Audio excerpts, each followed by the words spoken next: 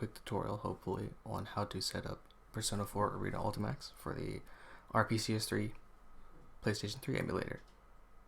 If you want to play the game at all, especially with other people, this is the method you'll want to go with, probably, since this is the most common method used to emulate and run the game, as well as play with other people.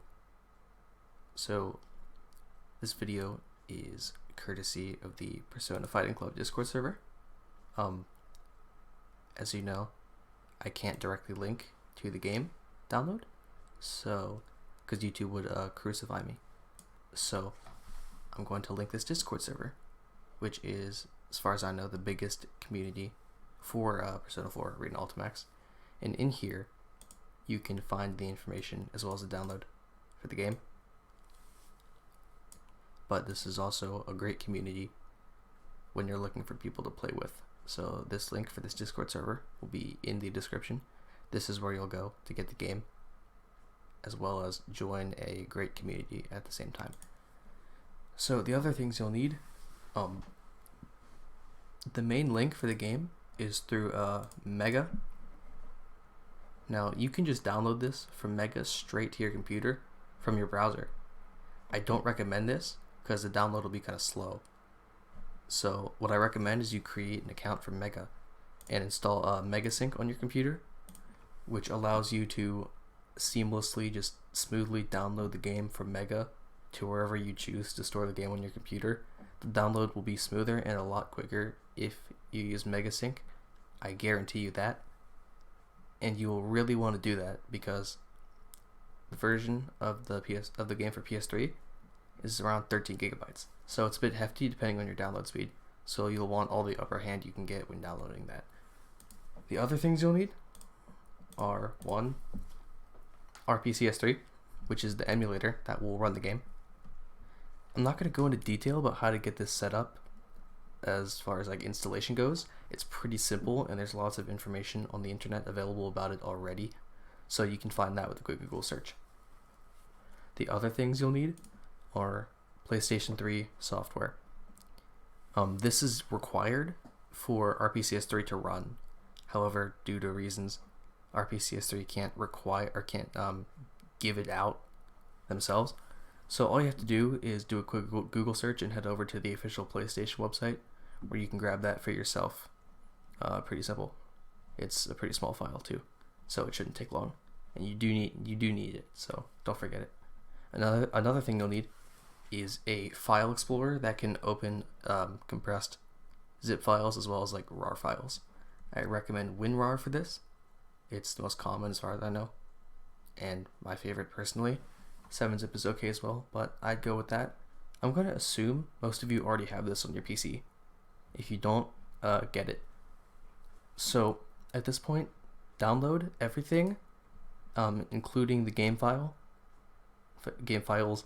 and install RPCS3. Once you've done that, at this point, keep following along. So the first thing you'll want to do is to open RPCS3. I've already installed it before to play games, so it's already set up for me, but I'm going to be assuming this is your first time using RPCS3. If it is, what you need to do is go to File. Under File, go to Install Firmware. Once this menu pops up, navigate to wherever you downloaded your PS3 software file and open that. Then RPCS3 will automatically install that software file, and from there on you should be good to go for installing games. Once you've done that, you can close out of RPCS3 and then go to wherever you installed it. Once you're in RPCS3, find the dev_hdd0 file, then go to the disk folder. In here, go ahead and take the game files and drag it or paste it into this folder.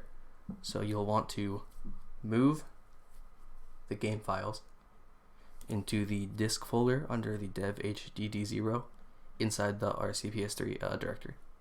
Okay, so once you're done moving the game files into the disk folder in the dev_hdd0 folder in the RPCS3 directory, you can open RPCS3 back up, and hopefully you should see the game icon there for you in your game list.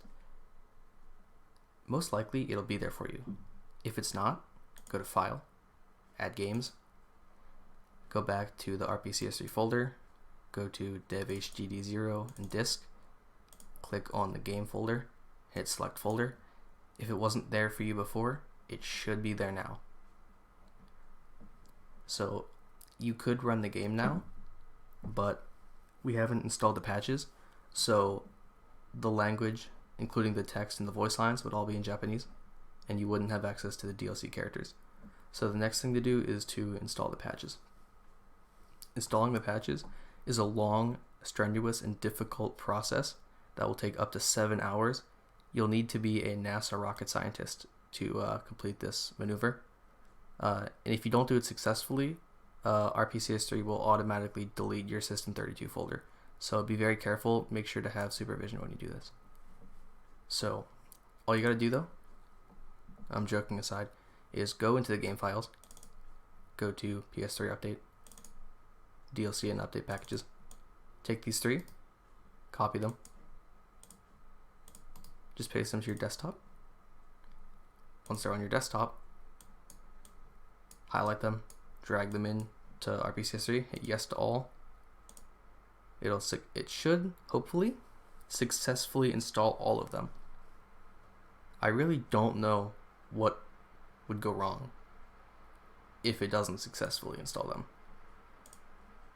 Once that's done, you're ready to play the game, though there's a few things that I want to point out and convey first, just so there's no confusion, and hopefully if problems arise, you'll be able to solve them with a little bit of the help that I can provide, as well as advice on 1, Google, 2, Persona 5 Club Discord server. They're also very helpful. So we'll move on to configuring the game and getting it set up for your first time running it.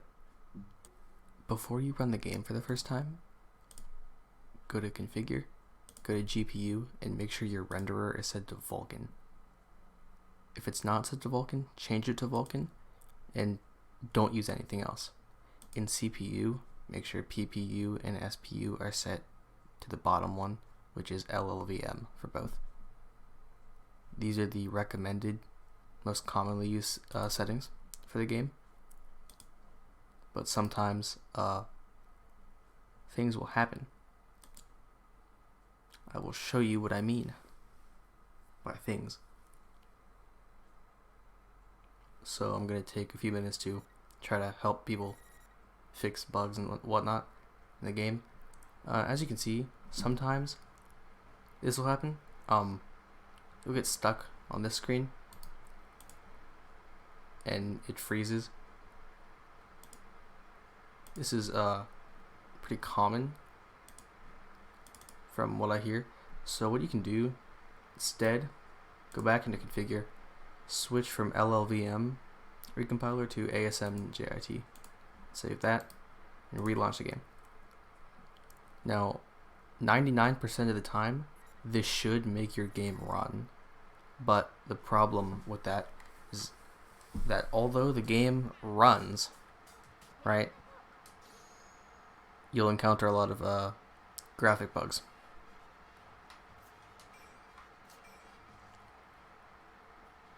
I think I just covered this, but I'll show you anyway. Like if I pick a character,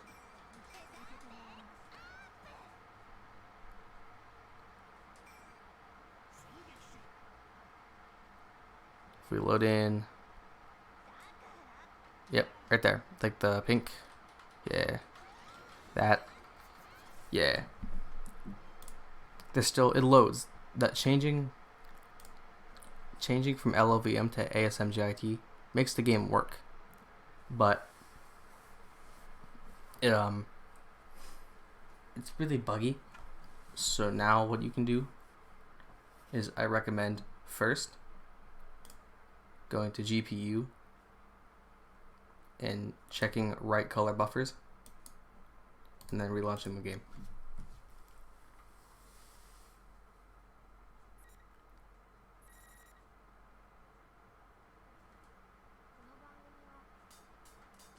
the game will still work. And hopefully, now that you've checked that additional setting, the graphic issues won't be as bad. That's the idea, at least. I'm just gonna skip through all this. Show. See, yeah, it's still buggy. It's still very buggy, as you can tell. There's still like issues with it. Like the characters are disappearing on and off the screen. They're flashing. So if it's still glitching out, go back to configure again. Go over to GPU, and on top of right color buffers, check disable vertex cache. Save that and run it again.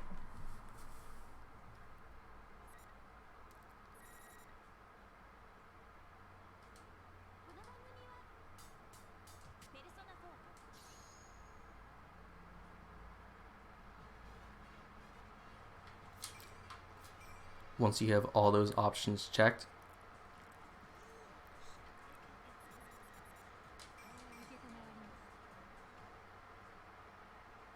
the game will be running with minimal graphic issues. Yeah, see, like they're still there. They can't really be avoided. Like, that's obviously a problem.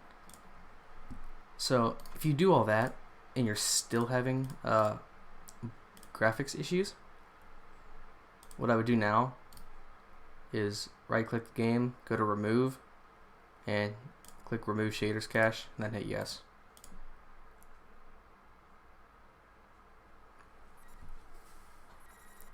When the game relaunches, it should completely redo the shaders.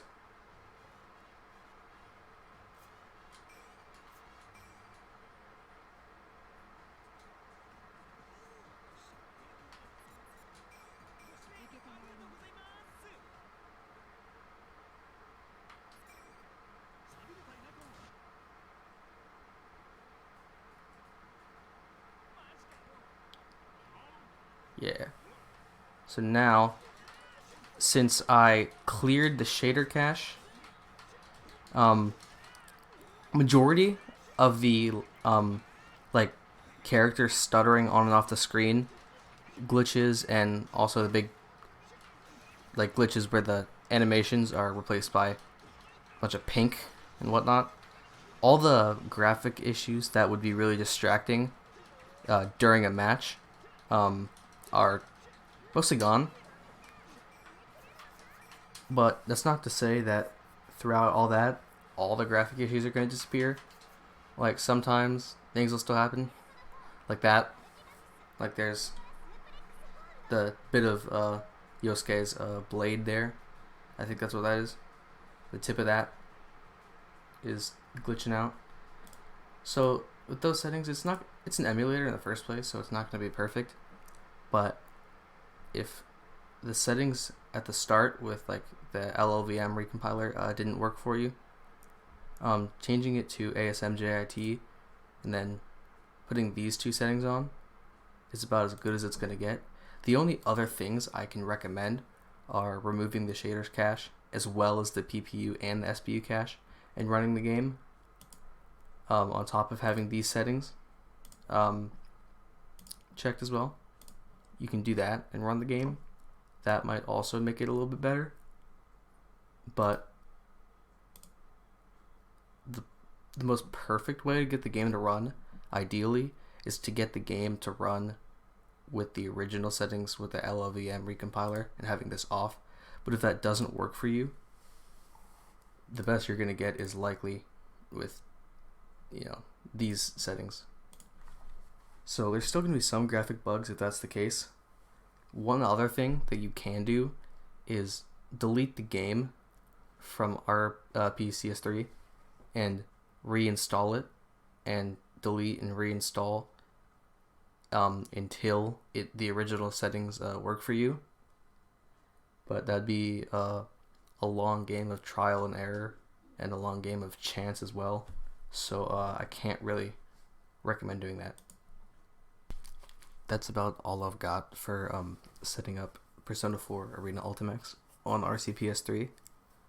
The download is quite long, and the setup can be horrible if it doesn't work out the first time you launch the game, which in my case, it didn't the first time I tried to run the game, nor did it exactly work out in my favor this time either when I reinstalled the game. But whether you get the graphic settings right on the first time, or you had to go through some hoops to get a stable version of the game without graphics issues, it's still a good game regardless, and it runs very smooth on a computer. So if you try all you can, and in the end you do still have like a few graphics issues, if it's not like game breaking bad or like causes you to lose a game bad because of how distracting it is, you should be okay. Again, just keep in mind that it's an emulator and it's not the platform that the game is intended to be run on, so it's expected that there'd be problems. Another issue that some people have is frame rate. A lot of times that issue just comes from the frame limit. A lot of times people have it on auto, and that makes their game lag. So if it's on auto and your game is lagging, cap it to 60.